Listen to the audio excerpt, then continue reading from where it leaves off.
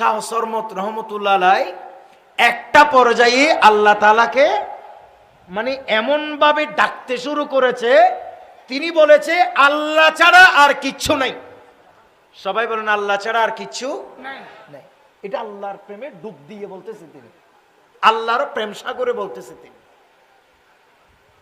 তখন কেউ একজন বলল, বলে কি বলো আল্লাহ ছাড়া কেউ নাই? আল্লাহর রসুল কি নাই? বলে না, আল্লাহই আল্লাহ। একটু জোরে বলো না সুবহানাল্লাহ। কেউ যদি রাসূলুল্লাহর রিসালাতকে অস্বীকার করে তার ঈমান থাকবে না? জোরে বলেন না থাকবে।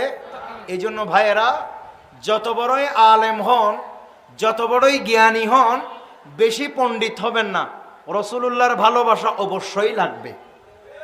কথা বলেন ঠিক কিনা?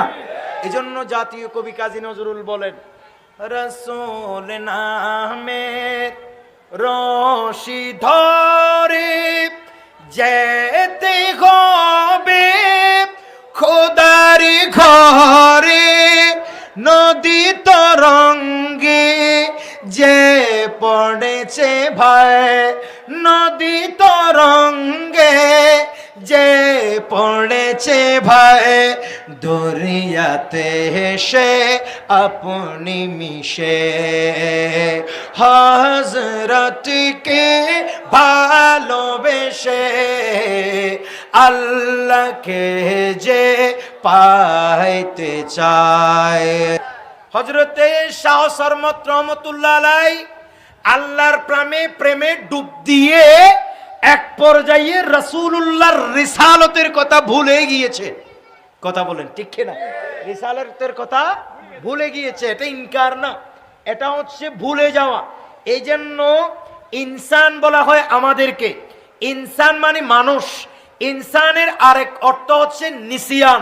নিসিয়ান মানে হচ্ছে ভুলে যাওয়া। অর্থাৎ আল্লাহর প্রেম সাগরে ডুব দিয়ে বাকি সব ভুলে গিয়েছে। কথা বলে না, বাকি সব ভুলে গিয়েছে। এখন সব তো ভুলে গিয়েছে সবাই। এটাই এই উনি যখন রাসূলুল্লাহর কথা বলছেন না, নবী করিম সাল্লাল্লাহু আলাইহি ওয়াসাল্লামকে যখন ভুলে গিয়েছেন, এই কথা বাদশাহ আওরঙ্গজেবের কানে পৌঁছালো। সবাই বলেন বাদশাহ আওরঙ্গজেবের কানে পৌঁছালো। বাদশাহ আওরঙ্গজেব কঠিন সিদ্ধান্ত নিলেন।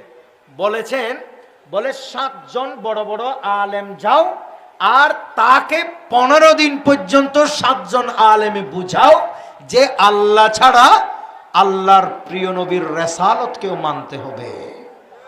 আর একটু জোরে বলবেন না ভাই সুবহানাল্লাহ।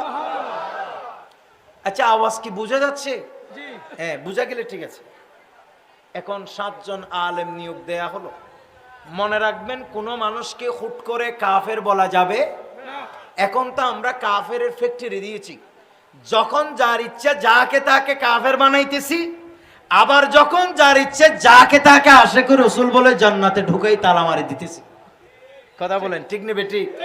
জঘন্য ভাইরা, খুব খেয়াল করবে, কেউ যদি কাউকে কাফের বলে, এই মাসালা খুবই সেনসিটিভ। নবী করিম সাল্লাল্লাহু আলাইহি ওয়াসাল্লাম বলেন, সহিহ বুখারী সহ ইমাম বুখারী হাদিস নোট করেছেন আল মুফরাদের মধ্যে, তিনি নবী করিম সাল্লাল্লাহু আলাইহি ওয়াসাল্লাম ইরশাদ করছেন, বলে তুমি যখন